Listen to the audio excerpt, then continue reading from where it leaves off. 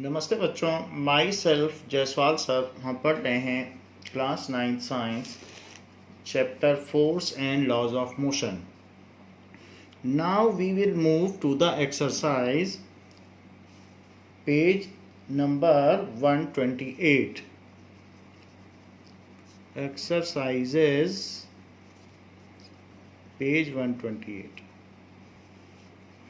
First question is asked that object experience a net zero external unbalanced force। अगर object पर कोई force न लगा हो तो क्या ये संभव है? Is it possible for the object to be travelling with a non zero velocity, कि फिर भी उस पर नॉन जीरो वेलोसिटी से वो चलता रहे और नेट फोर्स जीरो हो, net zero external unbalanced force. If yes, then state the condition that must be placed on the magnitude and direction. If no, provide a reason. यदि किसी पर force zero हो या net non zero, net zero external balance हो तो क्या क्या चीज़ें हो सकती हैं? Yes, if net zero external unbalanced force act कर रहा हो, नेट ज़ीरो एक्सटर्नल, देखिए अगर ज़ीरो होगा तो एक्सटर्नल फोर्स को बैलेंस्ड फोर्स कहा जाएगा। बुक में लिखा है अनबैलेंस्ड फोर्स, बट ज़ीरो अगर फोर्स होगा तो उसे कहेंगे एक्सटर्नल बैलेंस्ड फोर्स, क्योंकि नॉट ज़ीरो होगा तब अनबैलेंस्ड कहेंगे। Balanced force that is F net is equal to zero. ये डेफिनीशन ही है बैलेंस्ड फोर्स की कि एफ नेट उसका ज़ीरो हो। So if net external balanced force is acting on an object, is acting on an object, तो ऐसी स्थिति में इट इज़ पॉसिबल, तो ये पॉसिबल हो सकता है। This may happen if net external balanced force zero हो। So this may happen under the following condition.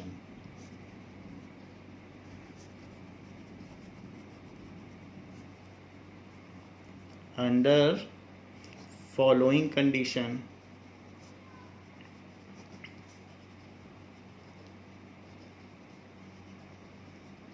पहली कंडीशन है कि the object should already be travelling with a uniform speed in a straight line path. पहले तो उसे खुद ही चलना चाहिए और फिर अगर जीरो फोर्स लग रहा है तो चलता रहेगा। The object should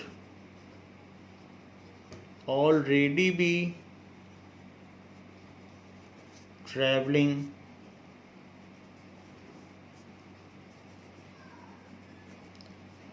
with a uniform speed, with a uniform speed in straight line path, in straight line path। Straight line path में अगर वो एक स्पीड से चलता रहे तो ये कंडीशन है, पहले से ही चल रहा हो, फिर फोर्स लगाने की ज़रूरत नहीं है, क्योंकि उसने पूछा है कि अगर फोर्स न लगे, जीरो लगे, तो भी क्या कोई वस्तु चलती रह सकती है? Then also an object can be moving with a uniform speed. ऐसा वो पूछ रहा है इन सेम डायरेक्शन, तो हाँ ऐसा हो सकता है, लेकिन वो पहले से ही चल रहा हो तो ही हो सकता है। Second, the friction between the object and ground must be zero. कोई फ्रिक्शन ना हो तब वो चलता रहेगा। The friction between the object and ground must be zero। और तीसरी चीज हो सकती है एयर ड्रैग। एयर ड्रैग का बहुत बड़ा फैक्टर है। आप देखें फाइटर जेट जाता है तो जब वो एयर को चीर के आगे निकलता है, so it cuts the air, then lot of sound is produce, तो उसके लिए उसकी बहुत सारी उसमें एनर्जी वेस्ट हो जाती है। तो उसी तरीके से ऑब्जेक्ट की सारी एनर्जी एयर ड्रैग में ही वेस्ट हो सकती है अगर एयर में भी कोई चीज़ चल रही है। तो इसलिए the air resistance on the moving object B0, the air resistance of moving object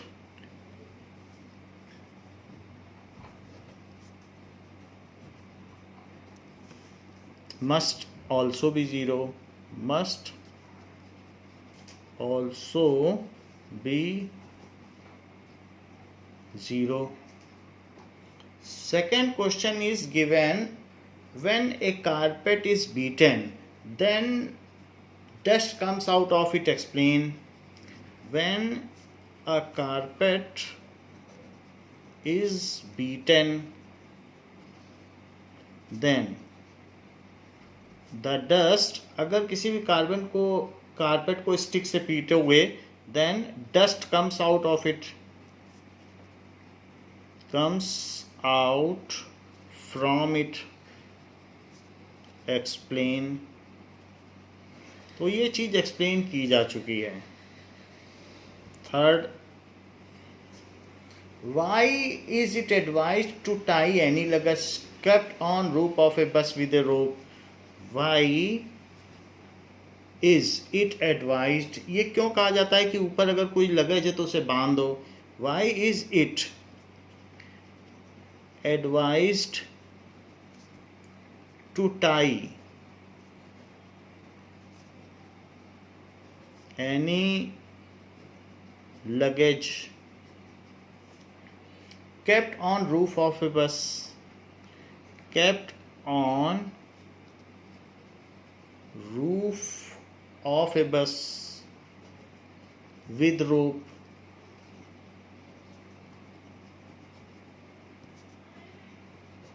तो ऐसा क्यों किया जाता है कि कोई बस जा रही है तो उसके ऊपर अगर कोई सामान रखा है तो ये कहा जाता है कि उसको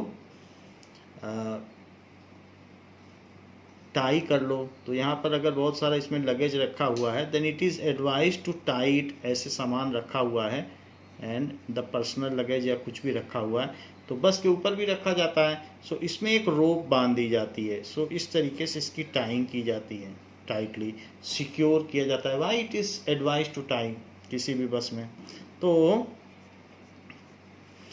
it is advised to tie the luggage kept on roof of bus.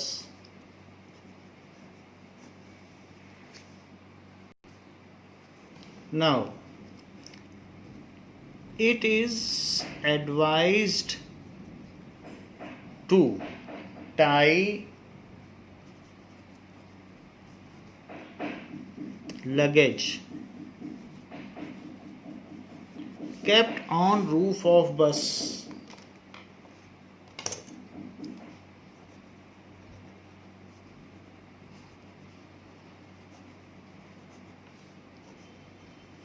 as, ऐसा क्यों किया जाता है? as when moving bus suddenly stops, moving bus suddenly stops, then due to inertia of motion, due to inertia of motion, luggage may continue to move in forward direction and fall from bus. वो बस तो रुक गई लेकिन luggage चलता रहा और चलते चलते आगे से गिर गया। Due to inertia of motion, जो लगेज है में कंटिन्यू, अगर बांधा ना जाए, continue to move in forward direction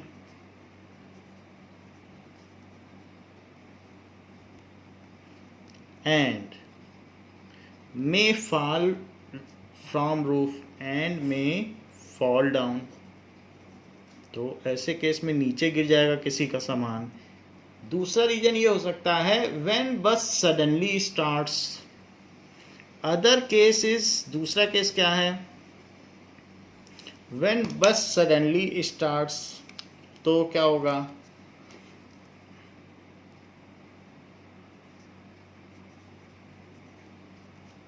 when बस suddenly starts, then luggage may remain at rest due to inertia of rest। बस तो चली गई और लगेज आगे नहीं बढ़ना चाहता है, then luggage may remain at rest, remain at rest due to inertia of rest।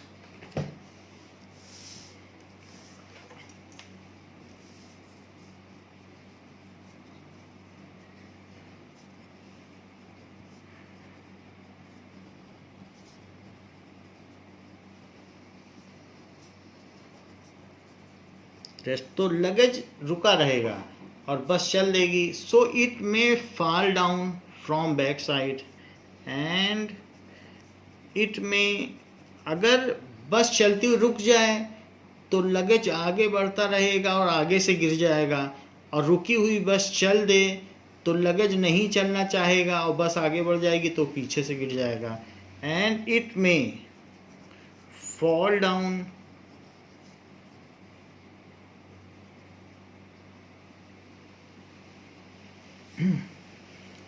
From back side, तो इसलिए उसे बांध लेना ठीक है। नेक्स्ट क्वेश्चन इज सेड कि a batsman hits a cricket ball when which then rolls on a level ground. एक batsman है, वो क्रिकेट बॉल को हिट करता है जो कि बॉल है, फिर एक लेवल ग्राउंड पे चलती है। After covering a short distance the ball comes to rest, the ball slows down to stop, फिर वो रुक जाती है। तो पूछा गया है कि इस क्वेश्चन में batsman did not hit the ball hard enough, the velocity is proportional to force exerted on the ball, there is a force on the ball opposing the motion, there is no unbalance force on the ball, so the ball would want to come to rest. इसमें third answer correct है, क्योंकि there is a frictional force acting on the ball which opposes the motion. तो हमेशा अगर batsman ball को hit करे, चाहे तेजी से हिट करे या धीमे से, बॉल तो रुकनी ही है। तो ये नहीं कहना है कि बॉल बैट्समैन ने तेजी से हिट नहीं किया। So C answer is correct, that there is a frictional force which opposes any kind of relative motion between ball and ground. So C answer is correct. There is a force on ball, there is a force on ball on ball which opposes the motion, जो कि motion को oppose कर रही है।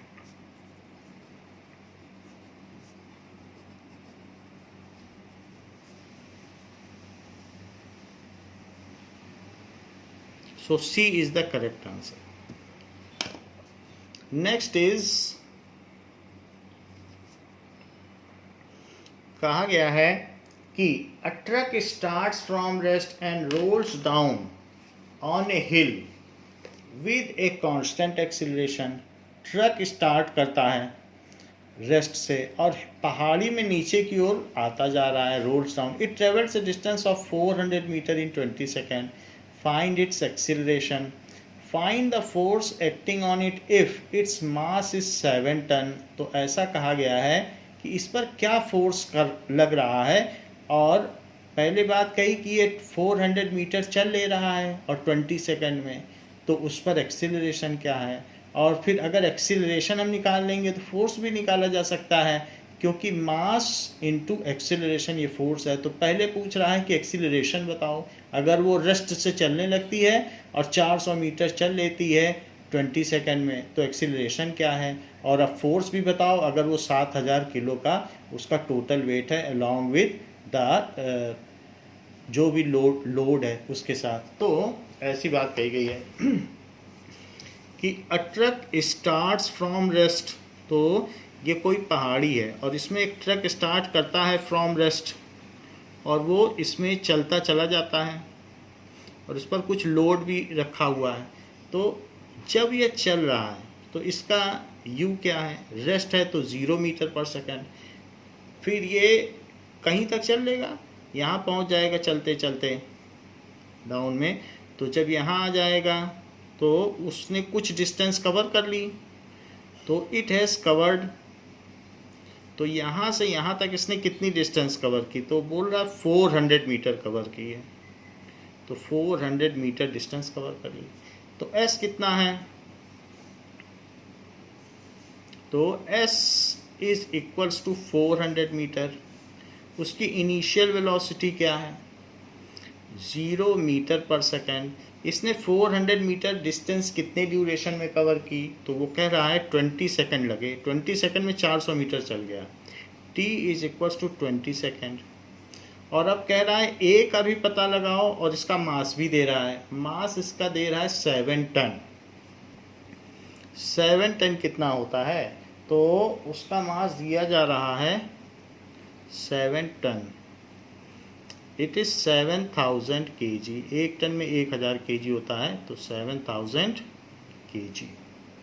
तो acceleration भी पूछा है, पहले एक्सीलरेशन बताना है फिर फोर्स भी बताना है कि उस पर जब भी कोई चीज़ ऐसे पहाड़ी पर छोड़ दोगे तो ग्रेविटी लगती है, तो ग्रेविटी की वजह से नीचे आ रहा है, तो वो ग्रेविटेशनल फोर्स है जिसकी वजह से वो नीचे आ रहा है। Gravity pulls everything down towards itself, तो ऐसा हो रहा है। तो पहले आप जो है मोशन का सेकंड काइनेमेटिक इक्वेशन लगाओ। s is equals to ut plus half at square. इससे a आ जाएगा क्योंकि s भी है, u भी है, t भी है। तो 400 मीटर चल दिया है। शुरुआती स्पीड 0 थी, टाइम 20 सेकंड लगा और प्लस हाफ इंटू a का तो पता नहीं है और t 20 है ये। तो 400 इज इक्वल्स टू, ये तो 0 हो गया और हाफ है, so half into a into 20 का स्क्वायर करो 400 हो गया। 2 से इसको काट दीजिए तो 200 कैंसिल आउट हो गया। 400 divided by 200 that is equals to a, फिर वो नीचे आ गया। तो a कितना हो गया? 2 हो गया। Acceleration is 2 metre per second square. अब जबकि एक्सीलरेशन आ चुका है, it is by second kinematic equation, using second kinematic equation. अब यूज़ करो F is equals to ma।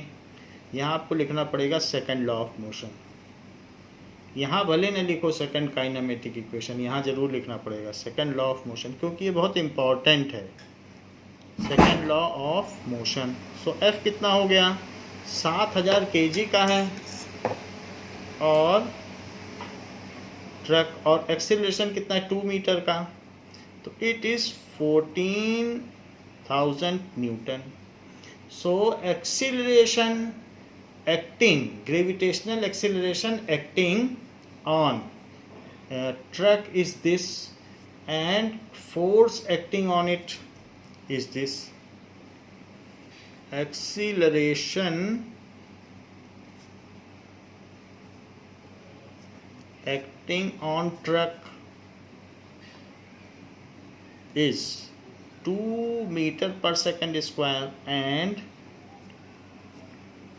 force acting on it is 14,000 Newton. Force की यूनिट न्यूटन होती है। तो एक दो चीज़ आपको ध्यान रखनी कि यूनिट सब जगह लिखनी और सेकेंड लॉ ऑफ मोशन लिखना है, बाकी तो आप ये लगा दोगे फार्मूले। इन दोनों चीज़ों का ध्यान रखिए। Now next question says that stone of 1 kg, stone of 1 kg is thrown with a velocity 20 meter per second across a frozen surface of lake। उस पर फिसला दिया जाता है। एक जमी हुई कोई लेक है, उसके ऊपर 1 kg का पत्थर कोई ऐसे फिसला दिया जाता है। So and it comes to that, उसको उस पर जो है फिसलने के बाद वो 50 मीटर के बाद रुक जाता है। What is the force of friction?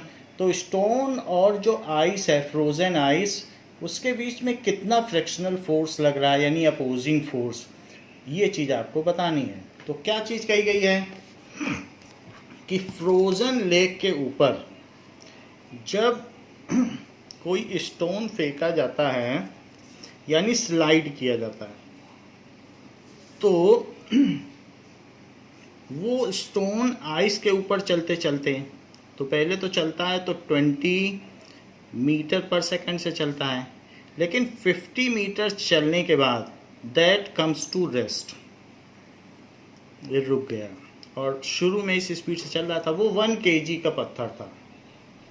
So the stone was of mass 1 kg। तो इस पर जरूर कोई फ्रिक्शनल फोर्स लग रहा था, तभी ये रुका, अपोजिंग फोर्स। अदरवाइज हमेशा किन्हीं भी दो चीज़ों पर जो कांटेक्ट में होती हैं, there is a frictional force acting and it opposes any kind of motion, hence the stone stops. तो यू क्या है? 20 मीटर पर सेकेंड। वी क्या है? 0 मीटर पर सेकेंड। पत्थर कितना चला? 50 मीटर चल के रुक गया। तो उसने कितनी डिस्टेंस कवर की? S is equals to 50 metre. तो 50 मीटर चला और रुक गया। U लिख लिया, V लिख लिया, मास लिख लिया। अब आप इसमें थर्ड काइनामेटिक इक्वेशन लगाइए, दैट इज आपसे फोर्स पूछा जा रहा है कि फ्रिक्शनल फोर्स कितना होगा। फ्रिक्शनल फोर्स भी फोर्स है, वैसे उसे हम स्मॉल f कहते हैं। तो what is the frictional force acting on it? Now using third kinematic equation,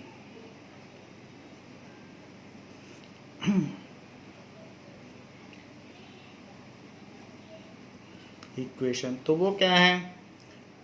v square minus u square is equal to 2as। तो ये वाली आप जो थर्ड इक्वेशन है उसे आप लगा लें और उसमें सारी वैल्यू डाल दें।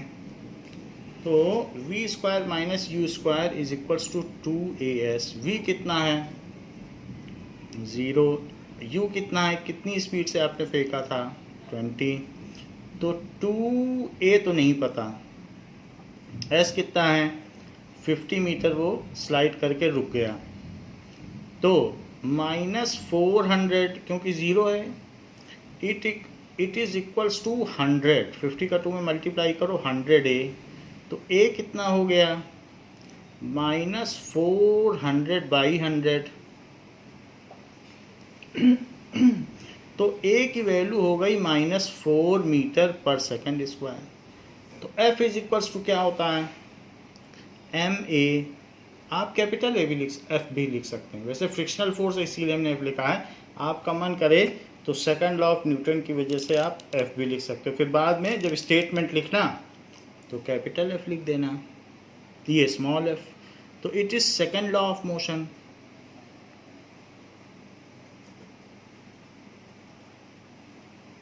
अब इसमें आप वैल्यू रख दें, कितना मास का था? ये 1 kg है, तो मास रखो 1 kg और एक्सीलरेशन कितना है? -4।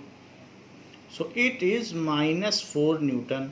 तो उस पर जो फ्रिक्शनल फोर्स लग रहा है, तो frictional force acting on the stone is that is 4 Newton. जब फ्रिक्शनल फोर्स लिखोगे तो उसका मतलब ही है कि अपोजिंग फोर्स है। तो फ्रिक्शनल फोर्स भी लिख सकते हो, फ्रिक्शन भी लिख सकते हो। Acting on stone is 4 newton, ये चीज है। अब देखें,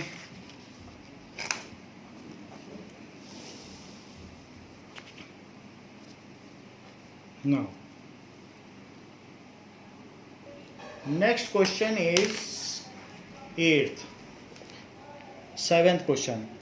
Now if 800 kg engine pulls a train of 5 wagons, तो इंजन है उसके साथ 5 वैगन्स भी हैं, ईच ऑफ 2000 kg, हर वैगन 2000 किलो का है, मालगाड़ी है, along a horizontal track if the engine exerts a force of 40,000 Newton. तो इंजन हमेशा पुल करता है किसी भी चीज़ को। इसमें इसी तरह से ट्रेन में भी एक इंजन है, वो 40,000 न्यूटन का फोर्स लगा रहा है और सारे वैगन्स को पुल कर रहा है। एंड द ट्रैक ऑफर से फ्रिक्शन, ट्रैक इतना फ्रिक्शनल फोर्स ऑफर कर रहा है जो कि अपोजिट डायरेक्शन में होगा। तो इंजन आगे खींचेगा, फ्रिक्शन पीछे इतना फोर्स लगा रहा है। फ्रिक्शन तो हमेशा कम ही होगा, तभी चीज़ आगे चल पाएगी। Then calculate net accelerating force, net acceleration of train. C part हटा दिया गया है, तो यही पूछा गया है कि फोर्स कितना है और एक्सिलरेशन कितना है। तो ये देखें कि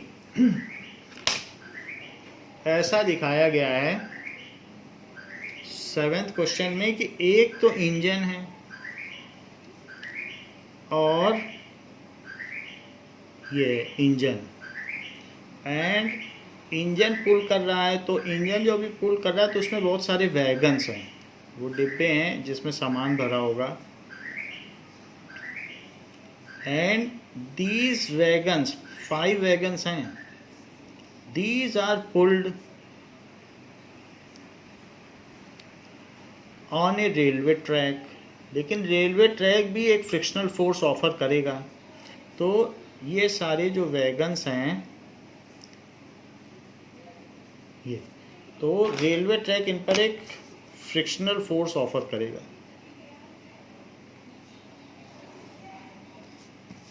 अब देखें, ये इसको पुल कर रहा है, तो इन सभी डिब्बों पर जो वैगन्स हैं इन पर एक फोर्स लग रहा है इस डायरेक्शन में। So this is the force acting in forward direction. कितना लग रहा है? It is acting 40,000 Newton. 40,000 Newton. Engine का काम है पुल करना, तो फोर्स लगा रहा है। ये नहीं देखना इंजन का क्या मास है। अब जैसे हम किसी पे फोर्स लगाएं तो कोई मेरा वजन देखेगा क्या? ये देखेगा कि आप कितने न्यूटन का फोर्स लगा रहे हो। जैसे पहलवान फोर्स लगाता है तो पहलवान कम भी फोर्स लगा सकता है, ज़्यादा भी, तो उसके वेट से कोई लेना देना नहीं। कोई भी कितना फोर्स लगा रहा है वो देखना है। तो इसमें इंजन के वेट से कोई लेना देना नहीं है। और इन सब का अपना मास 2000 kg है। तो सारे वैगन्स का टोटल मास क्या हो जाएगा? 2000 kg और 2000 kg। So total mass of 5 wagons, total mass of 5 wagons, it is equals to 2000 into 5, that is equals to 10,000 kg। और नेट फोर्स कितना है? ये तो आगे लग रहा है, लेकिन सरफेस पे दिखाओगे कि पीछे लग रहा है। तो सरफेस पे जो पीछे की ओर फोर्स लगता है उसे फ्रिक्शनल फोर्स। भाई गाड़ी आगे जा रही है लेकिन फिर भी एक फ्रिक्शन लगेगा जो इसे रोकने की कोशिश करेगा। तो फ्रिक्शनल फोर्स कितना लग रहा है? That is 5000 Newton. वो भी बड़ा फोर्स है। तो net force in forward direction क्या हो गया? नेट फोर्स इन, जब किसी भी चीज़ पर डिफरेंट फोर्सेस रखते हैं तो उनका सम किया जाता है, तभी नेट फोर्स आता है। Net force in forward direction, it is equals to 40,000, तो उससे तो आगे जा रहा है, और -500 फ्रिक्शनल फोर्स है। तो इसका मतलब है कि 35,000 न्यूटन का नेट फोर्स लग रहा है। ये पहले का आंसर हुआ। और अब इस नेट फोर्स से इन वैगन्स पे कितना एक्सीलरेशन प्रोड्यूस होगा? सो ये तो पहला पूछा गया है कि नेट फोर्स क्या होगा। अब एक्सीलरेशन भी पूछा गया है, तो F is equals to ma। It is second law of motion. So Roman के साथ सिर्फ सेकेंड ही लिखा जाता है, second law of motion.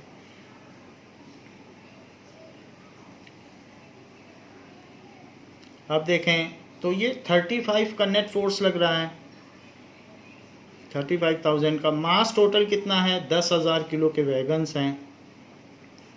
Into acceleration हमें पता करना है कि इसका एक्सीलरेशन कितना हुआ। सो इससे डिवाइड करो।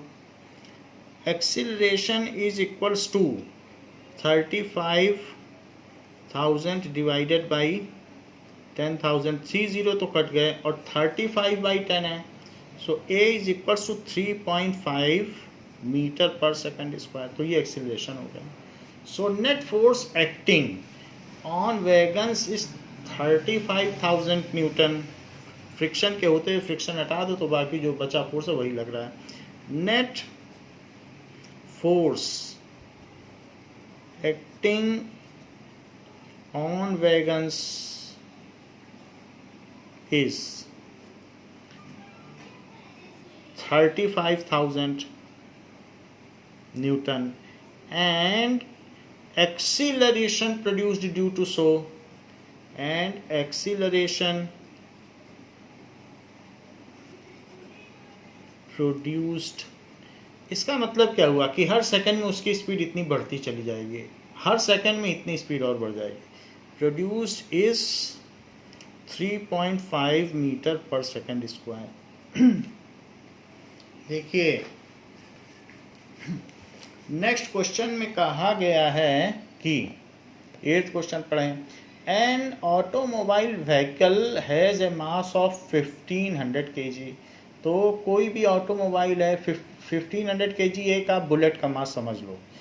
बुलेट ऑटोमोबाइल है, आप कार का समझिए 1000 किलो की कार होती है, और कोई आपकी 8 सीटर है 10 सीटर है तो वैसी 1500 kg हो जाएगी। What must be the force between the vehicle and road if the vehicle is to be stopped with a negative acceleration 1.7 metre per second. अगर मान लो इंजन ऑफ कर दो तो गाड़ी थोड़ी देर बाद रुकी जाएगी। तो कह रहा है कि अगर इस पर इतना एक्सीलरेशन लग रहा हो निगेटिव, उल्टी डायरेक्शन में इतनी स्पीड घटती जा रही हो पर सेकंड, तो पूछा गया है what must be the force between vehicle and road. वो तो फ्रिक्शनल फोर्स ही होगा जो व्हीकल और रोड के बीच लगता होगा। तो कह रहा है वो फ्रिक्शनल फोर्स कितना है अगर निगेटिव एक्सीलरेशन इतना है। अब आपको ए दिया है, मास दिया है, तो फ्रिक्शन तो बड़ी आसानी से निकल सकता है, वो तो सेकंड लॉ ऑफ मोशन से ही निकाल लो। तो मास कितना दिया है, मास दिया है कि कोई एक वैगन जा रही है और ये अब देखो इसमें ये टोटल इसका मास है 1500 kg और एक्सीलरेशन निगेटिव है क्योंकि वो फ्रिक्शन लग रहा है। वो ज़रूरी नहीं है कि जा रही है किस स्पीड से जा रही है, फ्रिक्शन एक उसकी मैक्सिमम लिमिट होती उतना लगता ही है, उसके ऊपर फिर नहीं लगता है। सो एक्सीलरेशन इस पर एक लग रहा है वो निगेटिव एक्सीलरेशन है। तो एक्सीलरेशन कितना लग रहा है, -1.7 मीटर पर सेकंड स्क्वायर। इसका क्या मतलब हुआ कि इतनी स्पीड उसकी हर सेकंड कम हो जाएगी ड्यू टू फ्रिक्शन, अगर इंजन स्टॉप कर दिया जाए तो पूछ रहा है कि फ्रिक्शनल फोर्स कितना होगा। तो F is equal to ma कर दीजिए। F is equals to ma, second law of motion.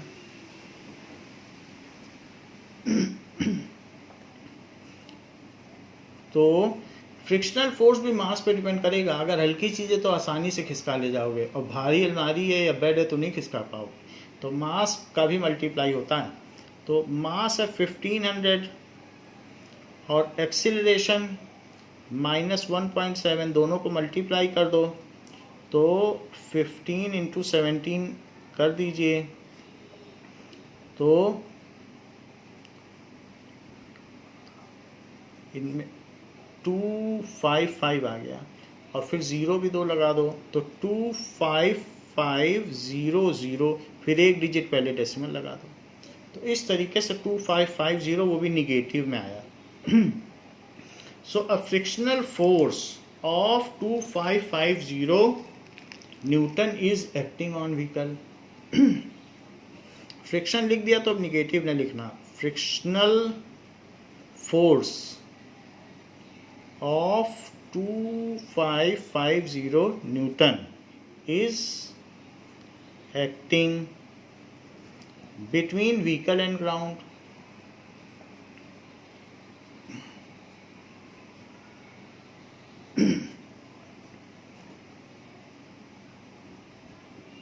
ये अब देखें, what is the momentum of an object of mass m moving with velocity v। अगर कोई भी ऑब्जेक्ट m मास का है और v से मूव कर रहा है तो उसका क्या फार्मूला है मोमेंटम का, mv। तो इसलिए इसका डी आंसर करेक्ट है, momentum is equal to p is equal to mv। So 9th का आंसर डी हो जाएगा। D is correct, that is p is equals to mv। Next देखें, using a horizontal force of 200 newton we intend to move a wooden cabinet. हम force लगाते हैं और चाहते हैं कि हमारे घर की जो लकड़ी की अलमारी है वो मूव कर जाए, वुडन कैबिनेट है, across a floor as a constant velocity, और खिसकाते चले जाएं कांस्टेंट स्पीड के साथ। What is the friction force that will be exerted on the cabinet. अगर मैं 200 न्यूटन का फोर्स लगा रहा हूँ तो और वो एक ही स्पीड से आगे बढ़ती जा रही है तो उस पर फ्रिक्शन फोर्स कितने का लग रहा है। देख लीजिए कि वुडन कैबिनेट पर मैं 200 न्यूटन फोर्स लगा रहा हूँ और वो एक ही स्पीड से जा रही है। तो ये वुडन कैबिनेट है जिस पर फोर्स लगाया जा रहा है। सो आई इंटेंड टू, इस पर ऐसे फोर्स लगा रहा हूँ और इसको मैं, जो इसको स्पीड अटेन की है उसने यूनिफॉर्म स्पीड अटेन की है with a constant speed, uniform speed है तो v बदल नहीं रही है, यानी एक्सीलरेशन 0 है, कोई फोर्स नहीं लग रहा। जब v ही नहीं बदल रही, यूनिफॉर्म स्पीड से चल रही, यूनिफॉर्म स्पीड है इसकी। और हमने फोर्स कितना लगाया, हमने इस पर फोर्स लगाया 200 न्यूटन का। तो हमारा फोर्स कहाँ गया, हमने फोर्स लगाया और एक्सीलरेट ही नहीं कर रहा है, तो ज़रूर इसको मैं इधर लगा रहा हूँ तो एक फ्रिक्शनल फोर्स उल्टा भी लग रहा है जो इस पर इधर लग रहा है, इस कपबोर्ड और ज़मीन के बीच में लग रहा है, that is ground and the surface of cupboard. वो फ्रिक्शनल फोर्स है, वो कितना होगा, इक्वल अमाउंट का लगेगा क्योंकि एफ नेट 0 है। सो आप ये देख लीजिए कि as acceleration is 0, as a is 0, तो acceleration 0 होगा तो f is equals to f net क्या होता है, मास इंटू एक्सीलरेशन। हमें भले ही इसका मास ना पता हो लेकिन इसका एक्सीलरेशन 0 है तो इट इज़, मास की जगह m लिख दीजिए, लेकिन कपबोर्ड पर कोई एक्सीलरेशन नहीं, वो एक कांस्टेंट स्पीड से चल रही है तो f net क्या हुआ, 0 हो गया। लेकिन f net है क्या, एफ नेट है अप्लाइड फोर्स जो हमने लगाया और प्लस फ्रिक्शनल फोर्स, उन दोनों का सम करना पड़ेगा ना, जो भी इस पर फोर्स लग रहे हैं तो हम लगा रहे हैं, फ्रिक्शन भी होगा ग्राउंड के, तो इन दोनों का सम ही तो फ्रिक्शनल फोर्स है। Applied force plus frictional force, सारे फोर्सेस का सम कर दो तो एफ नेट हो जाएगा, वो 0 है। अब इसमें से हम जो लगा रहे हैं फोर्स वो तो 200 न्यूटन है, तो पूछ रहा है फिर फ्रिक्शनल फोर्स कितना हुआ। तो अब ये देखिए, तो हमारा जो अप्लाइड फोर्स है तो उसे 200 लिख दीजिए, और फ्रिक्शनल फोर्स तो हमें नहीं पता है फ्रिक्शनल फोर्स कितना लग रहा है, लेकिन फ्रिक्शनल फोर्स भी -200 लग रहा होगा, ये चीज़ अब उधर चली गई। तो इसलिए अगर आप फोर्स लगा रहे हैं और ऑब्जेक्ट एक ही स्पीड से जा रहा है तो इसका मतलब फ्रिक्शनल फोर्स उतना ही है जितना कि उस पर अप्लाइड फोर्स है। कई बार हम स्कूटी का या स्कूटर का या बाइक का इंजन चालू रहता है और गाड़ी एक ही स्पीड से चलती है, तो उसका इंजन फिर क्यों फोर्स लगा रहा है, to counteract the frictional force between road and wheel. तो अगर इंजन उतना ही फोर्स लगाए जितना कि फ्रिक्शन फोर्स ग्राउंड के और व्हील के बीच में लग रहा है तो गाड़ी फिर एक ही स्पीड से चलती रहेगी, यूनिफॉर्म स्पीड से। तो वही काम यहाँ हो रहा है कि ये सिर्फ उतना ही फोर्स लगा रहा है जितना फ्रिक्शन को काउंटर एक्ट कर सके। तो इसका इंटेंशन ये नहीं है कि ये बहुत तेज चलने लगे, गिर जाए और सामान डैमेज हो जाए, कह रहा धीरे धीरे चलती रहे, बस फ्रिक्शन को काउंटर एक्ट करना चाहता है, बस ये खिसकाना चाहता है। तो in this case the force applied is equal to the force nullified, that net force is 0। तो नेट फोर्स जब 0 हो तो ऑब्जेक्ट जो एक जिस स्पीड से चल रहा है उसी स्पीड से चलता रहेगा, रुका है तो रुका रहेगा, चल रहा है तो चलता रहेगा। ये Newton's first law of motion है। तो नेट फोर्स 0 है, तो फिर उन दोनों का सम 0 है, तो फोर्स 0 है। So the friction force acting on wooden cabinet is 200 Newton. The friction force acting between wooden cabinet and ground is 200 Newton opposite to the motion of cabinet. कुछ भी लिख सकते हो, opposite to direction of applied force भी लिख सकते हो, या फिर सबसे बड़ी बेसिक चीज़ है मोशन ऑफ कैबिनेट. मोशन के अपोजिट लगता है. अब देखें कि 11th क्वेश्चन क्या कह रहा है. 11th question says two objects each of mass 1.5 kg are moving in same straight line. दो ऑब्जेक्ट हैं और दोनों ही 1.5 kg के हैं और एक तरफ ही मूव कर रहे हैं, सेम स्ट्रेट लाइन है बट अपोजिट डायरेक्शन में, एक दूसरे की ओर आ रहे हैं. The velocity of each object is 2.5 centimetre. एक दूसरे की ओर आ रहे हैं तो फिर वो टकरा जाएंगे बिफोर द कोलिजन, फिर वो स्टिक हो जाते हैं. What will be the velocity of the combined object after the collision. तो जब वो टकरा जाएंगे तो उनकी कंबाइंड वेलोसिटी क्या होगी, इसको हमें law of conservation of momentum से करना है. तो दो ऑब्जेक्ट हैं और दोनों का मास क्या है. So two objects of mass 1.5 kg are coming towards each other.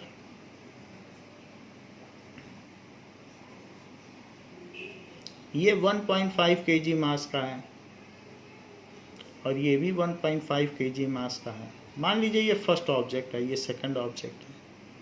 तो अब ये दोनों एक दूसरे की ओर आ रहे हैं और इन दोनों की स्पीड क्या है, 2.5 मीटर पर सेकंड से ये भी आ रहा है और ये भी इसी स्पीड से इधर आ रहा है. सो 2.5 मीटर पर सेकंड. तो फर्स्ट की स्पीड पॉजिटिव मानी जाएगी, चूंकि ये इधर आ रहा है लेफ्ट में तो निगेटिव मानी जाएगी. तो अब देखो, फिर ये तो बिफोर कोलिजन है और जब ये दोनों आपस में टकराते हैं, जैसे डो होता है आटे की लोई, तो ये दोनों आपस में चिपक जाते हैं. सो इस तरीके से ये डो आपस में चिपक गए. तो कह रहा है कि अब इसकी फाइनल वेलोसिटी क्या होगी. अच्छा, ये दोनों चिपक गए तो इनका नेट मास क्या हो जाएगा. नेट मास हो जाएगा दोनों का सम 1.5 plus 1.5. So it is 3 kg.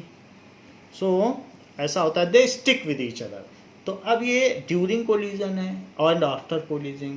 Collision हुआ फिर चिपक ही गए. तो during and after collision stick ही हो गए. अब देखो, हमको एक बात मालूम है कि कुछ भी हो, चाहे जैसा भी हो, तो बिफोर कोलिजन और आफ्टर कोलिजन का केस कहता है कि P initial is equals to P final. अच्छा, ये संवेग संरक्षण का सिद्धांत है, that is law of conservation of momentum. वो क्यों, कौन सा प्रिंसिपल है.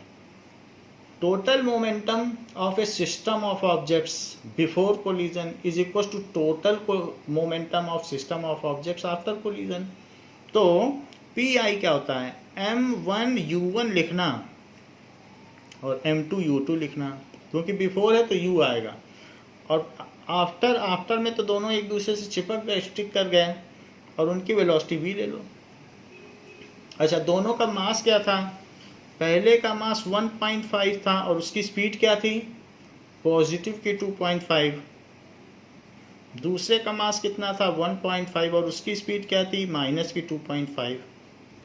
अच्छा, दोनों एक दूसरे से जुड़ गए, स्टिक हो गए, तो टोटल मास 3 हो गया, वेलोसिटी का पता नहीं. तो ये law of conservation of momentum लगा दिया. सिस्टम का पहले का collision m1u1 plus m2u2.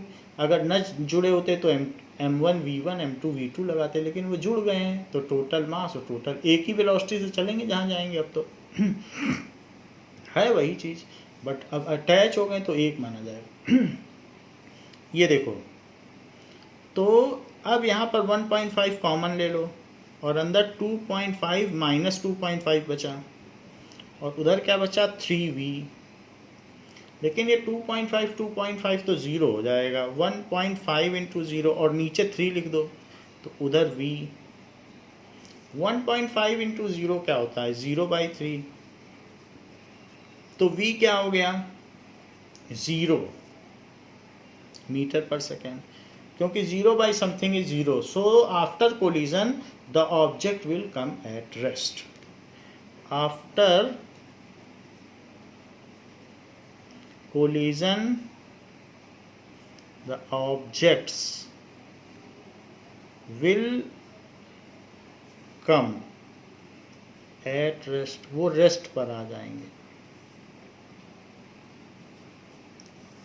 Now next question क्या कह रहा है, it says according to third law of motion when we push on an object the object pushes back on us। हम किसी चीज़ को दबाएंगे, वॉल को ही दबा लो तो वॉल फिर हमको भी एक पुश देती है, हमारे हाथ में वो फील होता है कि वॉल हमें पुश कर रही है with equal and opposite force। if the object is a massive truck parked along the roadside it will probably not move। हम इसे पुश करेंगे या इस पर बॉल मारेंगे तो बॉल तो उछल के आ जाएगी लेकिन ट्रक नहीं मूव करती। A student justifies this by answering that the two opposite and equal forces cancel each other। तो ये जो न्यूटन का थर्ड लॉ ऑफ मोशन है, क्या इसमें फोर्सेस कैंसिल हो जाते हैं? वो एक स्टूडेंट ऐसा कह रहा है चूंकि forces equal and action and reaction forces are equal and opposite so they will cancel each other. तो कमेंट ऑन हिज लॉजिक, तो वो जो लॉजिक दे रहा है, comment on this logic and explain why the truck does not move. तो वो क्यों नहीं मूव करी? नाउ अगर हैवियर ऑब्जेक्ट पर आप थोड़ा फोर्स लगाओगे तो उसे मूव नहीं किया जा सकता है। तो वही चीज़ है, वो कह रहा है कि उसको जस्टिफाई करो।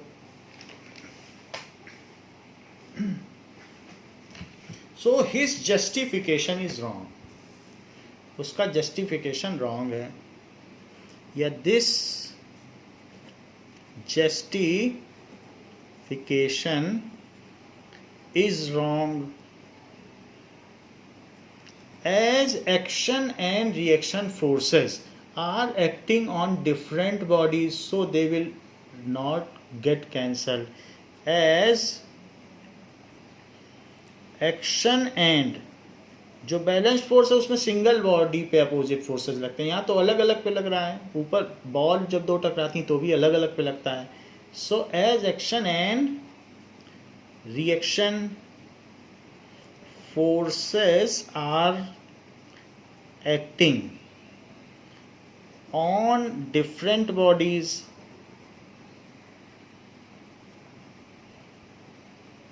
so they will not cancel each other, they do not cancel each other, cancel नहीं कर सकते each other। The reason truck has not moved या heavier या massive object has not moved is that the force exerted on that truck पे आपने जो force लगाया है does not exceed the friction। अगर फ्रिक्शन से ऊपर फोर्स लगाओगे तभी कोई चीज़ मूव कर सकती है। तो हमने forces and laws of motion में पहले भी देखा था, पहले एक बच्चे ने अलमारी खिसकाने की कोशिश की, फिर दो ने की, तो दो से भी नहीं हुई तो फिर उन्होंने और फिर फोर्स लगाया तब अलमारी खिसकी। तो अगर आप फ्रिक्शन से ऊपर लगाओगे तभी किसी चीज़ को मूव कर सकते हो। तो उसने फोर्स ज़रूर लगाया और उस पर रिएक्शन भी लगा, लेकिन उसका जो ट्रक पर फोर्स लग रहा है वो फ्रिक्शन से ऊपर नहीं जा पाया।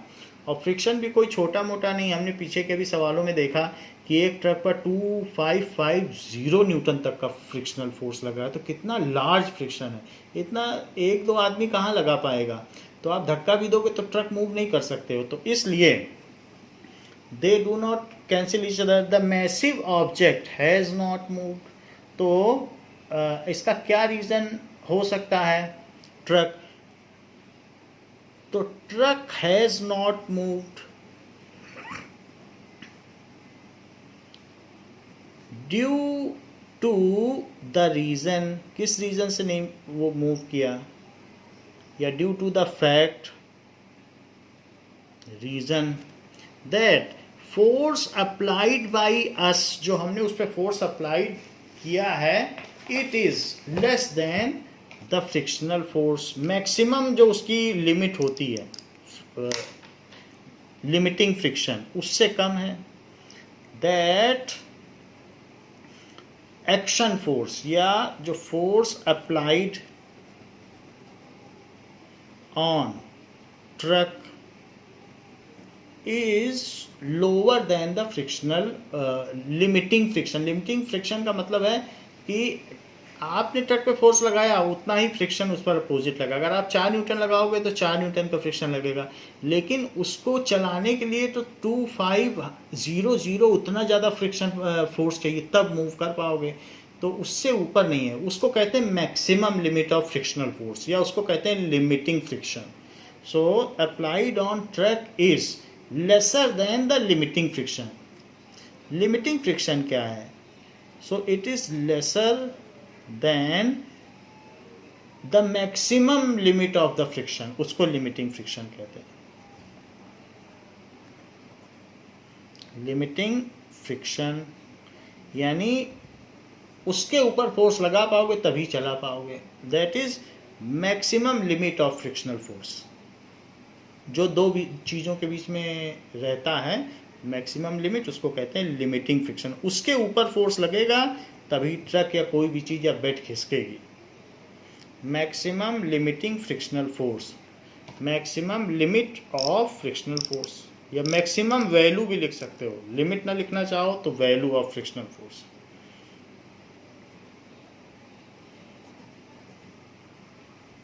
तो इस वजह से ट्रक नहीं मूव कर पाया, उसको कहते हैं लिमिटिंग फ्रिक्शन। तो बाकी एक्शन रिएक्शन सब कर रहा है, ठीक है, तो उसको ये जस्टिफाई नहीं करना चाहिए कि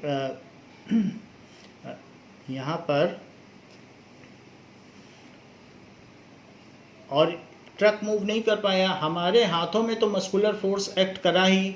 सो यहाँ पर ये चीज़ कही गई है कि the truck parked along the road side has not move, तो वो कह रहा है कि कैंसिल करेंगे तो द फोर्स, जो भी फोर्सेस हैं that are not cancelled as we have felt the muscular force, या जो भी फोर्स अप्लाई कर रहा है उसे मस्कुलर एक्सर्शन तो होगा, हाथ पे उसके ताकत तो लगेगी, एक प्रेशर तो आएगा। तो इसलिए फोर्स आपस में कैंसिल कहाँ हुए? जब हमको फोर्स लग रहा है, आवर बॉडी गेट टायर्ड, तो उस मस्कुलर एक्सर्शन की वजह से तो कैंसिल तो नहीं हुए हैं। मोर ओवर द बॉय जो भी पुश कर रहा है, pushing the truck, is feeling muscular exertion on palm. More over जो भी है, जो अप्लाई कर रहा है फोर्स, तो boy feel muscular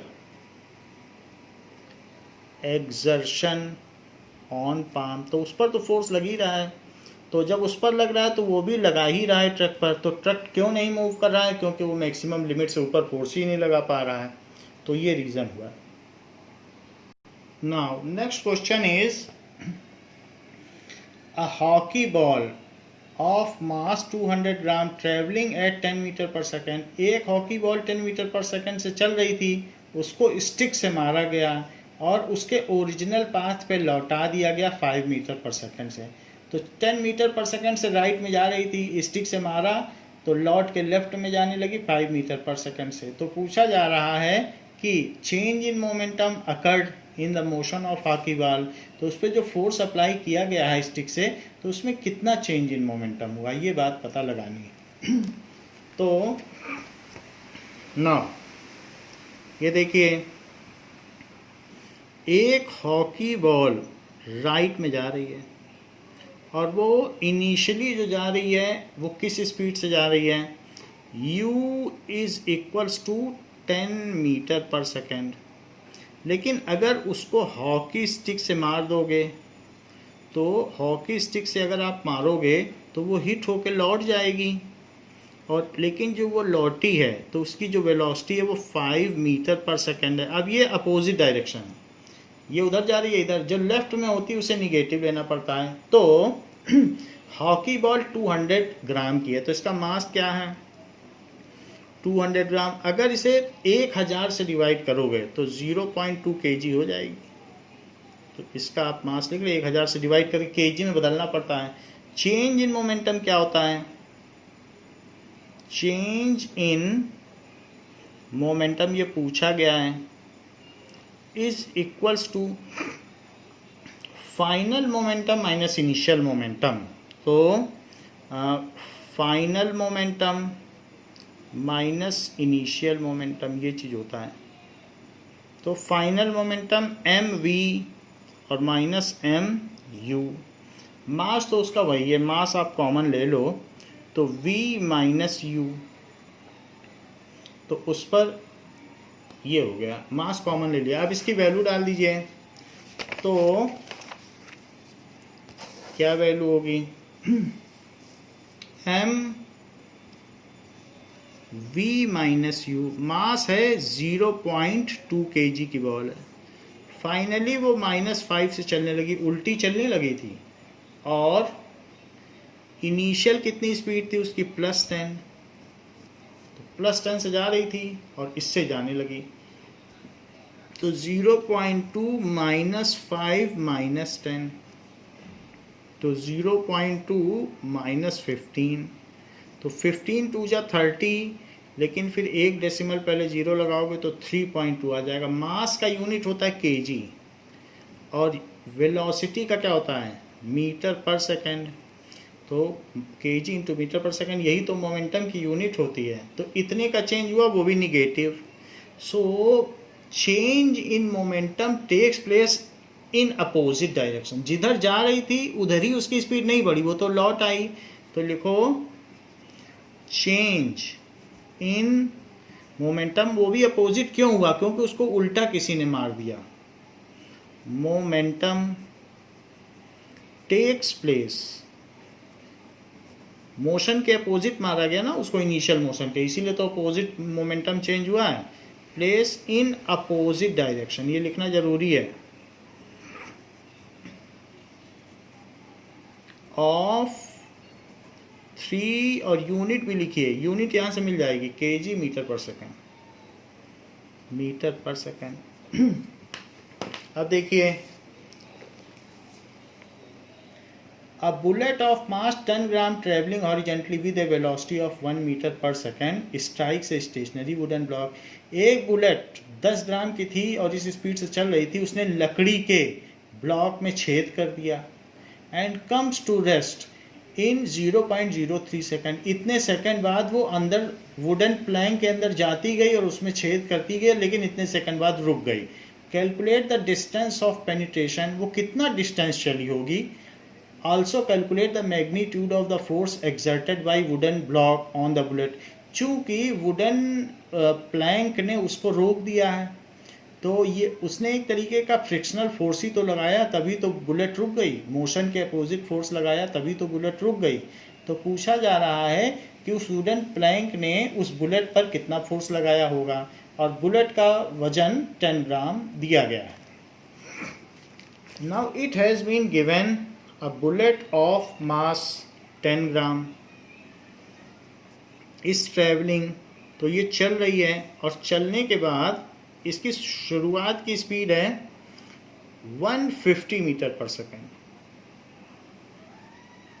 150 metre per second है, और ये पेनिट्रेट कर देती है, और ये 10 ग्राम की बुलेट है। ये एक इसमें किसी प्लैंक में पेनिट्रेट कर देती है ऐसे जाती हुई, और फिर ये वुडन प्लैंक में अंदर तक चली जाती है। ये भारी कोई लकड़ी का लट्ठा है, लेकिन यहाँ जाके रुक जाती है, फिर इसके आगे नहीं जा पाती, इतना छेद कर देती है, फिर नहीं जा पाती। और ये भी कहा गया है कि फिर इसकी फाइनल वेलोसिटी 0 हो जाती है, और इसकी इनिशियल वेलोसिटी ये, और कितनी देर में रुकती है, कितना टाइम है, 0.03 सेकेंड में ही रुक जाती है। ये सारी चीज़ें दी गई हैं। तो हम इससे एक्सीलरेशन पता कर सकते हैं, और एक्सीलरेशन पता कर सकते हैं तो फिर हम फोर्स भी पता कर सकते हैं। तो मास ऑफ बुलेट कितना है? 10 ग्राम। तो 10 ग्राम को आप बदलिए, 10 ग्राम लिख लीजिए, और 1 kg अपॉन 1000 ग्राम, क्योंकि ग्राम हटाना है तो ग्राम से ग्राम कट गया ये, तो इस तरीके से, और एक जीरो से जीरो कटा, तो 1/100 आपकी जो रेसिडुअल यूनिट है वो के में बदल गई, kg, के स्मॉल लिखिएगा, तो इट इज़ 0.01 kg। सिंपली भी करना चाहें तो 10/1000 करके फिर यहाँ kg लिख दें, ऐसे भी कर सकते हैं। अच्छा, एक्सीलरेशन क्या होगा? v - u/t। तो ये हमने मोशन चैप्टर में पढ़ा है। तो फाइनल वेलोसिटी 0 हो गई, इनिशियल कितनी थी? 150, और टाइम कितना लगा? 0.03। तो एक्सीलरेशन कितना हुआ? -150 है। सो -150 भी लिखो, और इसका डेसिमल हटा के 2 जीरो भी लगाओ, और बाई 3, और 3 से इसको कट कर दो। 3 से कट करोगे तो क्या होगा? 5000। सो -5000 मीटर पर सेकेंड। बिना यूनिट के कुछ ना लिखें, डिस्क्रिप्टिव आंसर्स में जरूरी है यूनिट। तो ए आ गया। तो F = ma। तो मास बुलेट का कितना है? तो यहाँ लिख लीजिए second law of motion, Newton के द्वितीय नियमानुसार। Now it is equals to 0.01 into acceleration की वैल्यू लिखो, वो भी ब्रैकेट में। तो 5000 का 1 में मल्टीप्लाई करो तो 5000, और 2 डिजिट पहले डेसिमल भी लगाओ और निगेटिव साइन भी लगाओ, इतने न्यूटन। सो द फ्रिक्शन, जो भी उस पर ड्रैग फोर्स है या रेजिस्टिव फोर्स उस पर लगाया गया है, वो कितने का लगाया गया है? It is 50 Newton's. निगेटिव है तो मोशन के अपोजिट लगाया तभी तो निगेटिव है। तो हम कह सकते हैं फोर्स एक्सर्टेड, और डिस्टेंस भी पूछी गई कि कितना डिस्टेंस चलेगी। ये तो हमने फोर्स एक्सर्टेड निकाल लिया, लेकिन कितना चलेगी वो भी निकाल लो।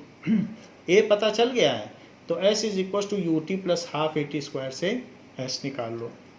S = ut + ½ AT²। ये फोर्स हो गया है। फोर्स को आप हाईलाइट कर दो कि हमने फोर्स निकाल लिया है। U कितना है? तो U है 150। टाइम कितना है? 0.03। हाफ एक्सीलरेशन कितना है? -5000। t², t कितना है? 0.03 का स्क्वायर कर दो। ये सेकंड काइनेमेटिक इक्वेशन लगाई है। तो अब 3 से मल्टीप्लाई करो तो आएगा 150 × 3 क्या होता है? 450। लेकिन 2 डिजिट पहले डेसिमल लगाना मत भूलो। हाफ, तो हाफ है, इसका इसमें मल्टीप्लाई कर दो हाफ का, तो ये 2500 हो जाएगा। -2500, 2 से डिवाइड कर दो, और ये देखो 0.0009। ऐसा क्यों? क्योंकि 3 में 3 का मल्टीप्लाई करो, और फिर 2 डेसिमल इसके और 2 डेसिमल दूसरे वाले के, तो 0.03 × 0.03, तो 4 डिजिट पहले डेसिमल लगाना पड़ेगा। अब देखो, इट इज़ 4.5 + 9 का इसमें मल्टीप्लाई करो, और 4 डिजिट पहले डेसिमल लगाओ। देखो 9 से करोगे तो 225 आएगा, तो -225, और 2 जीरो और लगा दो। सब 9 से मल्टीप्लाई कर दो, 2 जीरो और लगा दो, और 4 डिजिट पहले डेसिमल लगा दो, तो 4 डिजिट पहले डेसिमल यहाँ लगेगा। तो इट इज़ 4.5 - 2.25, जो कि कितना होगा? 2.25 मीटर। तो बुलेट अंदर कितना गई है? तो 2.25 metre. So the distance travelled by bullet is 2.25 metre, ऐसा लिख देना। And the force exerted on bullet opposite to motion is this. Opposite to motion जरूर लिखो जब निगेटिव साइन है। The distance travelled by bullet is 2.25 meter and force exerted on bullet opposite to motion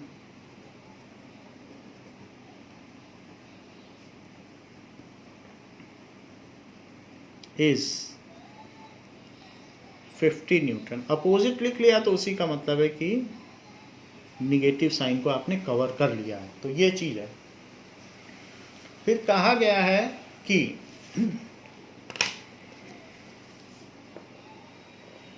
15th question देखिए, an object of mass 1 kg travelling in a straight line with a velocity of 10 metre per second.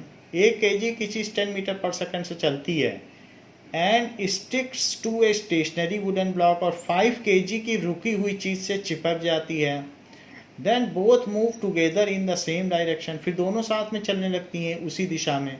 Calculate the total momentum just before the impact and just after the impact and calculate the velocity of the combined object. तो ये चीज़ हमें पता करनी कि टकराने से पहले momentum क्या है, वही टकराने के बाद भी होगा। ये तो law of conservation of momentum, तो सिंपली लिख देना वही है, आफ्टर भी वही है, फिर उसी की मदद से ही तो हम वेलोसिटी निकालेंगे। तो देखिए क्वेश्चन को हम एक फिगर से समझने का प्रयास करें कि क्या कह रहा है। 15th क्वेश्चन में ये बात कही गई है, 1 kg की चीज 1 kg का है, travelling with a velocity 10 metre per second, तो ये 10 मीटर पर सेकेंड से चल रही है पर सेकेंड, और दूसरी रुकी हुई चीज है वो 10 मीटर पर सेकेंड से चल रही है और वो 5 kg की चीज है, तो ये बड़ी चीज है, इट इज ऑफ 5 kg। लेकिन इसकी कोई स्पीड नहीं है, u2 की कोई स्पीड नहीं है, u1 की है। इसको फर्स्ट मान लो, इसको सेकंड मान लो। फिर इसके बाद ये रुकी है, ये चल रही, फिर अब ये टकरा जाएगी। ये तो बिफोर कोलिजन है, लेकिन ये टकरा भी जाएगी। कोलिजन, अब जब कोलिजन होगा तो ये एक दूसरे से जुड़ जाएंगे और इनका मास कितना हो जाएगा, 1 + 5 दैट इज 6 kg हो जाएगा, क्योंकि जुड़ गया। और अब ये दोनों चिपक जाएंगे और उधर ही चलती रहेगी, लौटेगी तो नहीं, क्योंकि इसने टक्कर मारी तो एक ही तो उसी तरफ ही जाएंगी। तो वो कह रहा है v बताओ। अब देखो कई चीजें पूछ रहा है, बिफोर कोलिजन मोमेंटम क्या है, और ये during and after collision. During ना भी लिखो, आफ्टर कोलिजन भी लिख दोगे तो चलेगा। आफ्टर कोलिजन की ये स्थिति है। ड्यूरिंग तो एक फ्रैक्शनल मूवमेंट के लिए ही होता है। जरा देखें तो इस मास को हम 6 kg मान सकते हैं, that is capital M is 6 kg, यहाँ लिख देंगे। अब देखिए कि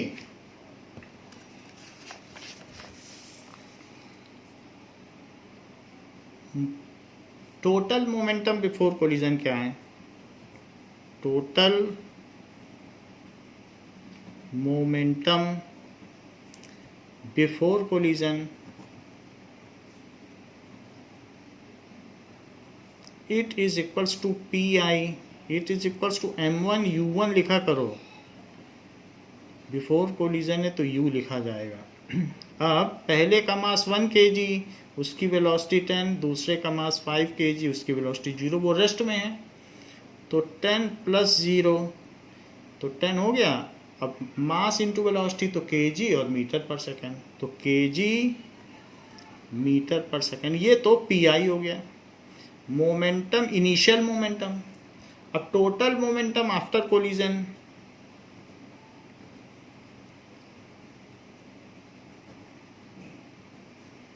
आफ्टर कोलिजन के बाद क्या मोमेंटम होगा, it is equals to PF, लेकिन it is equals to PI by law of conservation of momentum, क्योंकि अगर बाहर से कोई फोर्स नहीं लगाया जा रहा है, दो बॉडीज आपस में टकराती हैं तो उनका मोमेंटम कंजर्व रहेगा।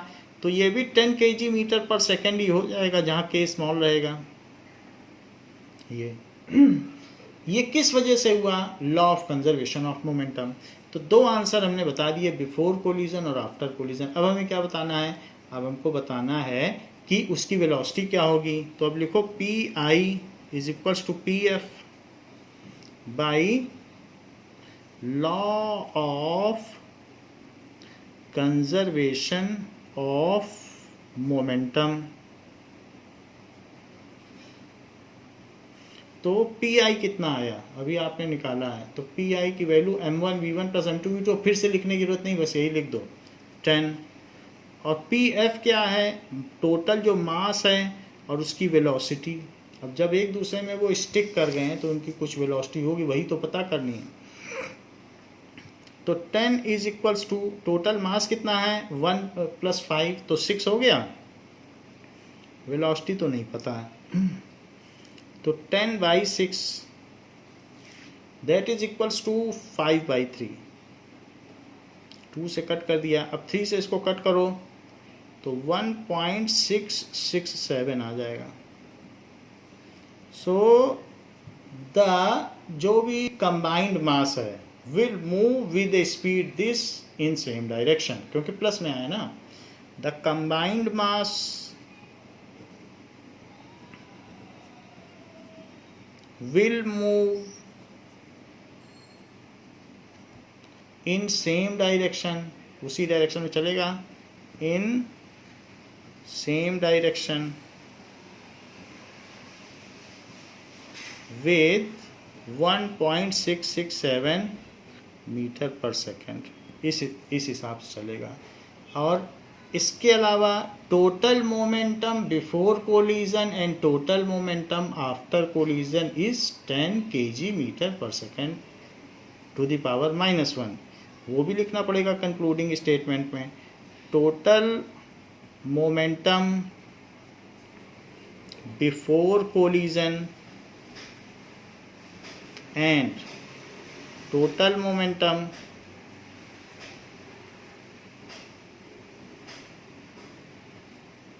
आफ्टर कोलिजन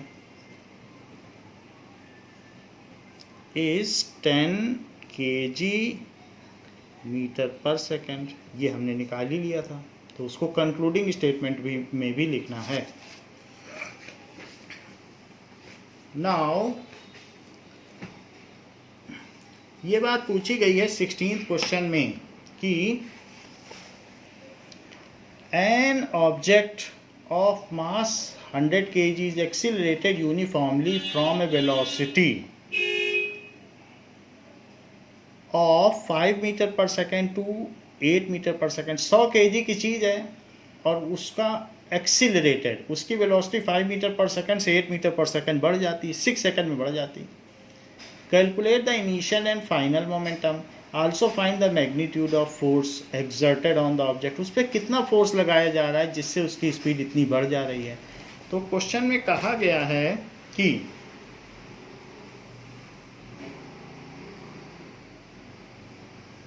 कोई 100 kg की चीज़ है, 1 क्विंटल, सो 100 kg है, तो उस पर अगर एक फोर्स लगाया गया और उसकी इनिशियल स्पीड कितनी थी 5 मीटर पर सेकंड, फोर्स लगाओगे तो स्पीड बढ़ जाएगी। तो वो चीज़ जो 100 kg की है वो अब उसने अटेन कर ली एक स्पीड 8 मीटर पर सेकंड, और ऐसा उसने 6 सेकंड के टाइम इंटरवल में अटेन किया है। इतना ड्यूरेशन है उसमें इसने ये चीज़ अटेन कर ली है। 6 सेकंड में ये 100 किलो की चीज़ उसकी स्पीड बढ़ गई है। तो आपसे पूछा जा रहा है इनिशियल एंड फाइनल मोमेंटम। ये आसान है क्योंकि मास इंटू वेलोसिटी कर दो, यही तो इनिशियल मोमेंटम है, और 6 सेकंड बाद ये फाइनल है। तो initially finally, initially and finally ये हो गया। फोर्स उस पर लगाया ही जा रहा है, फोर्स रोका नहीं गया है, 6 सेकंड तक फोर्स लगाया गया है। तो जब तक फोर्स लगाओगे तभी तक एक्सीलरेशन आएगा, फोर्स नहीं लगाओगे फिर फ्रिक्शन शुरू हो जाएगा और उससे रुक जाएगी। एक्सीलरेट तो हमारे फोर्स लगाने से ही करती है, वो भी फ्रिक्शन से ऊपर फोर्स लगाओ तब एक्सीलरेट करेगी, नहीं तो चलेगी भी नहीं। फिर अब देखो यहाँ पर पी आई निकालो, इनिशियल मोमेंटम। इनिशियल मोमेंटम, उसको पी आई कहते हैं, it is equals to M I. M I को तो लिखने की जरूरत नहीं, मास तो नहीं बदलता है, M into u, M you. Mass 100 kilo का है, यू कितना है 5 मीटर पर सेकेंड, तो इट इज 500 एम की यूनिट केजी और मीटर पर सेकेंड। अब फाइनल मोमेंटम निकालिए, final momentum P F is M V, तो मास तो वही रहा, वेलोसिटी कितनी हो गई 8, तो 800 kg मीटर पर सेकेंड, ये हो गया। अब कह रहा फोर्स भी निकालिए, तो फोर्स हमें चाहिए, फोर्स निकालने के लिए तो एक्सीलरेशन चाहिए, तो एक्सीलरेशन कितना होता है v minus u by t, तो that is equals to v कितना है 8, u कितना है 5, टाइम कितना लगा 6 सेकेंड, तो 3/6 यानी 1/2, यानी कि 0.5 मीटर पर सेकेंड स्क्वायर। ये तो फार्मूला मोशन का है, मोशन वाले चैप्टर में एक्सीलरेशन निकालते थे, तो ये आ गया। फोर्स कैसे निकालोगे, फोर्स तो ma होता है, जो कि न्यूटन के द्वितीय नियम के अनुसार है, सेकंड लॉ ऑफ मोशन। तो कितना फोर्स उस बच्चे ने या किसी व्यक्ति ने लगाया होगा, बच्चे ने तो नहीं लगाया होगा, 100 kg की चीज़ है, तो कितना फोर्स लगाया होगा, तो 100 kg की चीज़ एक्सीलरेशन इतना आ गया, तो इट इज़ 0.5 है, तो 500 कर दो और फिर एक डेसिमल पे 0 लगा दो, तो 50.0 न्यूटन। सो 50 न्यूटन फोर्स। वैसे 50 न्यूटन तो हम लोग भी लगा सकते हैं, 50 सेब तो उठा ही सकते हैं, 1 न्यूटन एक सेब को उठाने में फोर्स लगता है, तो एक ऐसा थैली जिसमें 50 सेब पड़े उसको उठाया जा सकता है। So that is 50 newton force is applied on that object. तो ये answer as a concluding statement लिख दिया जाएगा कि 50 newton force is applied on object, applied on object. तो 50 न्यूटन का फोर्स हमने उस पर अप्लाई कर दिया। न्यूटन का सेकंड लॉ ऑफ मोशन भी हमने इसमें लिख दिया है। Now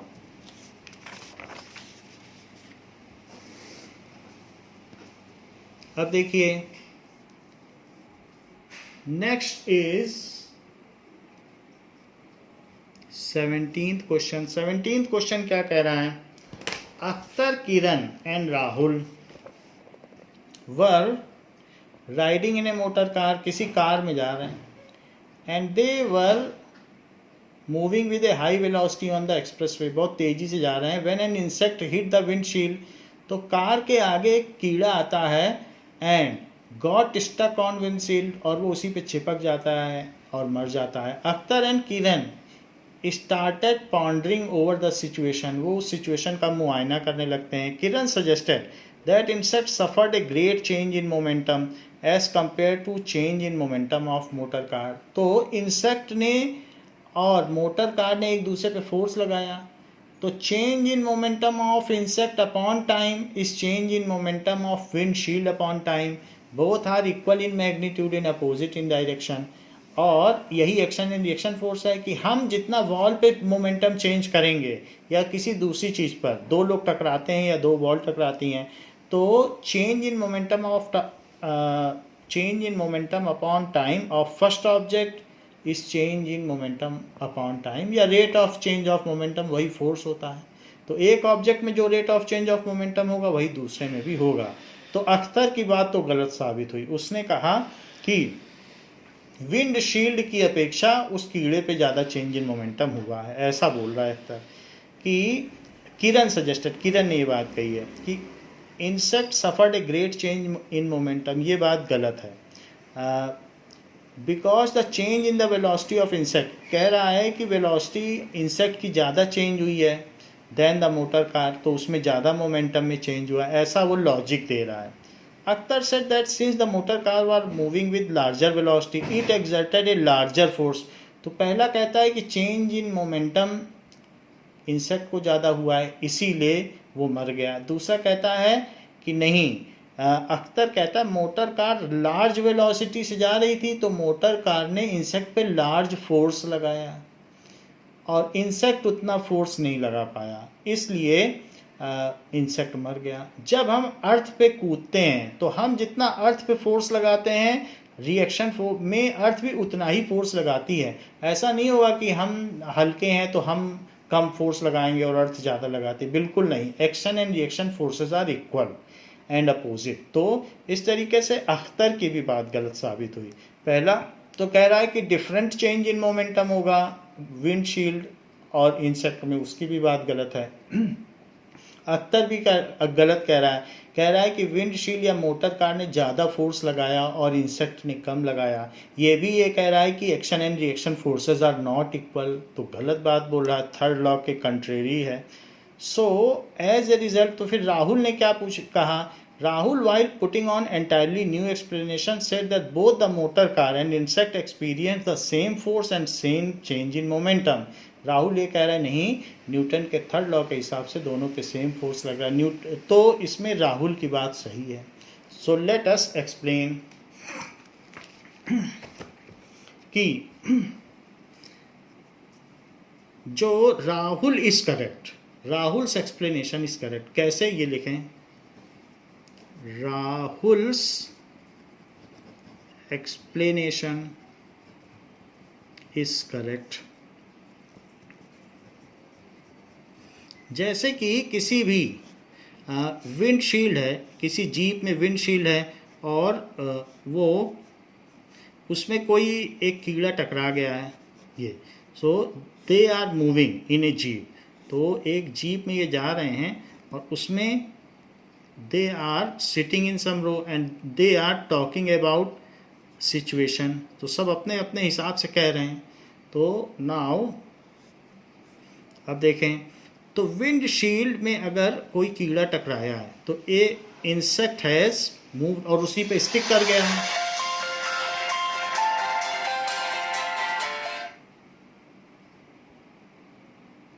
now so they have put different अलग अलग एक्सप्लेनेशन इन्होंने दिया है कि ये इंसेक्ट ने उस पर लगाया, तो इसमें लिख दीजिए force on insect by windshield is equals to force on windshield by insect and minus. तो action force on insect by windshield, force on insect by windshield is, ये क्या है, ये तो ये हो गया, और ये क्या है, force on windshield by insect. तो ये दो अलग अलग चीजें हैं। ये थर्ड लॉ ऑफ मोशन है, थर्ड लॉ ऑफ मोशन। फिर अब यहाँ से सेकंड लॉ पे आ जाओ कि rate of change of momentum of insect upon time. Force क्या होता है, rate of change of momentum, तो change in momentum of insect upon time is equals to minus change in momentum of windshield upon time। तो ये चीज़ है। तो जब बड़ी गाड़ी की 1 भी मीटर पर सेकेंड स्पीड में फ़र्क आएगा या 0.1, उसी में वो कितना चेंज मोमेंटम कर लेगी, आपको मालूम है, उसका मास ही कितना होगा, 1500 kg। तो इसलिए ये कहना गलत होगा कि गाड़ी में कोई चेंज नहीं हुआ। अगर उसका 0.01 मीटर पर सेकेंड भी स्पीड बदली होगी तो उसी में ही उस कीड़े ने अपना काम कर दिया होगा, बहुत उसका भी मोमेंटम चेंज हुआ, गाड़ी का भी हुआ, लेकिन उन लोगों को जो बैठे थे फील नहीं हो पाया वो कि इतना स्पीड में चेंज आया है। तो टाइम तो कट गया क्योंकि ये टाइम ऑफ कोलिजन है। तो चेंज इन मोमेंटम जितना इंसेक्ट में हुआ है उतना ही विंडशील्ड में हुआ है। तो change in momentum of windshield is equals to minus, minus तो इसलिए क्योंकि अपोजिट होते हैं action and reaction forces. So change in momentum of insect लिखो, यहाँ विंडशील्ड ना लिखें, यहाँ लिखे insect is equals to change in momentum of windshield.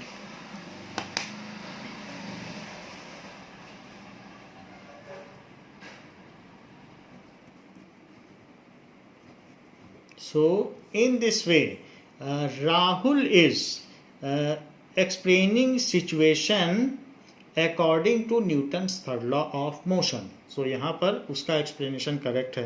So there will be equal change in momentum of insect and windshield. तो एक तो ये situation बनी कि उनमें equal change होगा, और एक ये situation बनी there will be equal force exerted on insect and windshield, दोनों सिचुएशन है. So Rahul is explaining situation as per Newton's third law of motion. Rahul is explaining situation as per third law of motion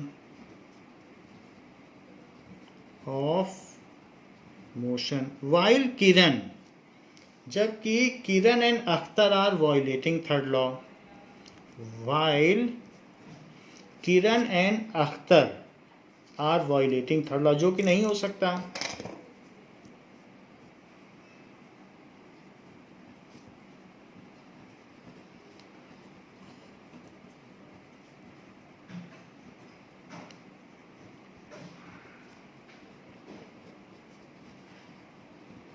third law of motion. तो ये बात है. Next question कहा गया है कि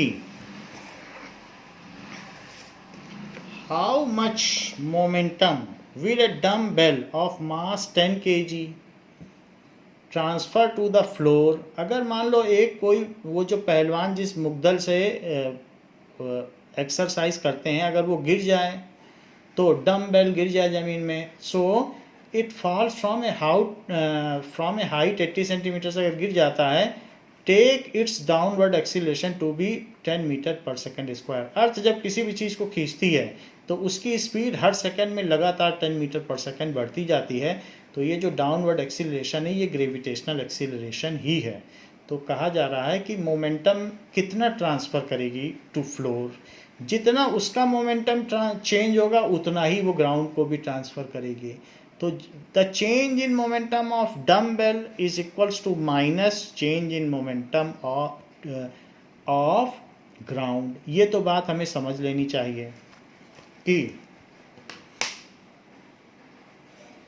मान लें कि अगर एक इस तरीके से, जिससे ये इस तरीके से होता है, हाथ में लेके कुश्ती की जाती है, और ये 10 kg का है, और ये एक हाइट से गिर रहा है ग्राउंड पर. तो ग्राउंड पे गिर रहा है, तो इसके गिरने के बाद तो ये रेस्ट पर आ जाएगा, तो ये नीचे की ओर गिर रहा है, और इस पर एक्सीलरेशन कितना लग रहा है, 10 मीटर पर सेकेंड स्क्वायर, और इसका ये मास दिया है. एंड अल्टीमेटली ये जो होगा, ये पूछा जा रहा है कि कितना मोमेंटम ट्रांसफ़र करेगा. नाउ सबसे पहले आप ये निकालो कि ये कितने सेंटीमीटर से गिर रहा है. So it is falling from 80 centimetre. तो 80 सेंटीमीटर को आप क्या लिख सकते हो, अगर मीटर में बदले तो S is equals to 80 centimetre. It is equals to 80 centimetre. Centimetre cut करना है तो ऊपर 1 मीटर लिख लो, नीचे 100 सेंटीमीटर लिख लो.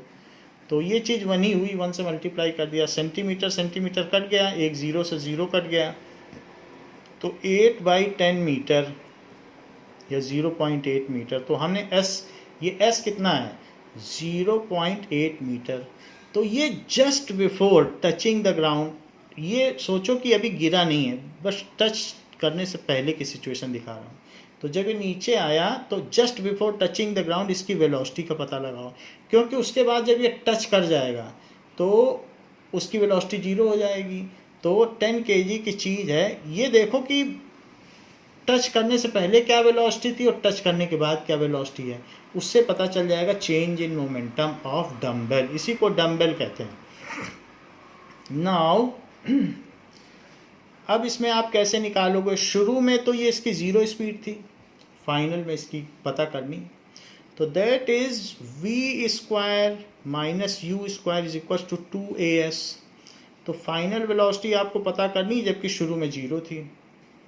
तो 2 × 10, क्योंकि एक्सीलरेशन इतने का लग रहा है और s कितना है 0.8, तो 20 का 0.8 में मल्टीप्लाई करो, 20 का 8 में कर दो तो 160 आएगा। 160 में 16.0 लगाओ, क्योंकि एक डिजिट पहले डेसिमल भी लगेगा, तो 16 हो गया v स्क्वायर। तो v कितना हो गया √16। तो v कितना हो गया, 4 का स्क्वायर कर लो इसको, तो 4 बाहर आ जाएगा, 4 मीटर पर सेकेंड। अब ये v है, तो ये है जो v है वो गिरने से ठीक पहले की स्पीड है। तो v इनिशियल बोलो इसको, इसे क्या बोलो, v इनिशियल, गिरने से ठीक पहले। और फिर जब ये गिर जाएगा तो रुक जाएगा। जब कोई चीज़ ज़मीन पे गिरने से पहले तक आदमी जिंदा रहता है, गिरने के बाद तो मर ही जाता है, क्योंकि उसमें कितना चेंज इन मोमेंटम हो जाता है। तो इस तरीके से ये v इनिशियल आ गया।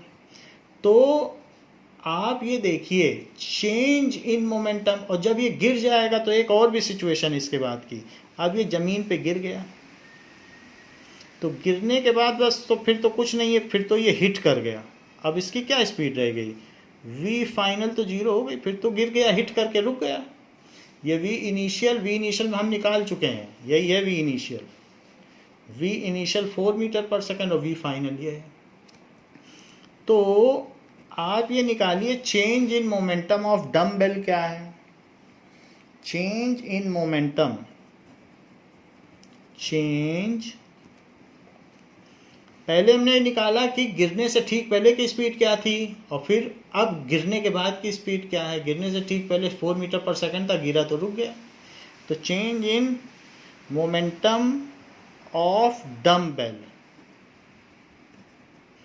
इससे कोई लेना देना ही नहीं कि कितने ऊपर से गिरा। ये देखो कि हिट करने से पहले की क्या स्पीड है, before collision and after collision, इसका कोई मतलब नहीं है। वो तो हमने ये देखा कि कितनी अटेन कर ली है, तो उसके लिए काइनेमेटिक इक्वेशन लगानी पड़ी। लेकिन हमेशा situation before, just before collision और जस्ट आफ्टर कोलिजन की होती है, इसका कोई उसमें अकाउंटिंग नहीं है। So change in momentum of dumbbell is equal to p final minus p initial. तो वो 10 किलो की चीज़ है, तो mv final minus mv initial, ये तो m को कॉमन ले लो और v final minus v initial. Mass कितना है 10 kg है, v फाइनल कितना हो गया 0, v इनिशियल कितना था बताइए 4। तो इट इज इक्वल्स टू -40, अब मोमेंटम की बात है तो -40 kg मीटर पर सेकंड लिखना, -40 kg मीटर पर सेकंड, ये इसकी यूनिट है। ये change in momentum of dumbbell है। तो अब चेंज इन मोमेंटम इतना हुआ, और आपको ऊपर बताया है कि डम्बेल में जो चेंज होगा तो ज़मीन पे कितना मोमेंटम में चेंज होगा, वो उसमें माइनस लगेगा। वो कहाँ से आया, टाइम कट गया और चेंज इन मोमेंटम रह गया। तो इसलिए अब इसके आगे लिखिए कि चेंज इन मोमेंटम, यहाँ पर मोमेंटम कितना वो ट्रांसफ़र करेगा ग्राउंड को, तो उसमें भी कुछ ट्रांसफ़र होगा, उसका भी मोमेंटम चेंज कराएगा। धरती भी तो थोड़ा पीछे खिसकेगी। तो इसलिए change in momentum of ground, उसी से हिट कर रहा है, या फ्लोर को भी तो थोड़ा यील्ड करना पड़ेगा। हमें पता नहीं चलेगा कितना यील्ड किया, लेकिन करता ज़रूर है। It is equals to minus change in momentum of dumbbell ये इसमें हमने टी कट कर दिया, जैसे ऊपर नहीं किया था, टी कट हो जाएगा लॉ ऑफ का, ये जो थर्ड लॉ ऑफ मोशन है, तो टी कट गया तो चेंज इन मोमेंटम रह गया। तो change in momentum of floor क्या होगा, minus of -40। So this comes as फिर +40, तो +40 kg मीटर पर सेकंड। जितना उसमें चेंज हुआ है उतना ही वो मोमेंटम ट्रांसफ़र कर देगी उसको। तो जितना कीड़े को लगा था पहले मोमेंटम ट्रांसफ़र, तो उतना ही दूसरे में राहुल ने ये बात बताई भी कि दोनों में इक्वल चेंज इन मोमेंटम होगा। तो इसलिए ये कह सकते हैं कि momentum transferred to the floor is 40 kg metre per second. Momentum transferred to floor is 40 kg metre per second. ये चीज़ हो गई। तो इस क्लास के लिए बच्चों इतना ही। इसके आगे के क्वेश्चंस जो भी हैं वो हम नेक्स्ट क्लास में, एडिशनल एक्सरसाइज को नेक्स्ट क्लास में करेंगे। थैंक यू बच्चों।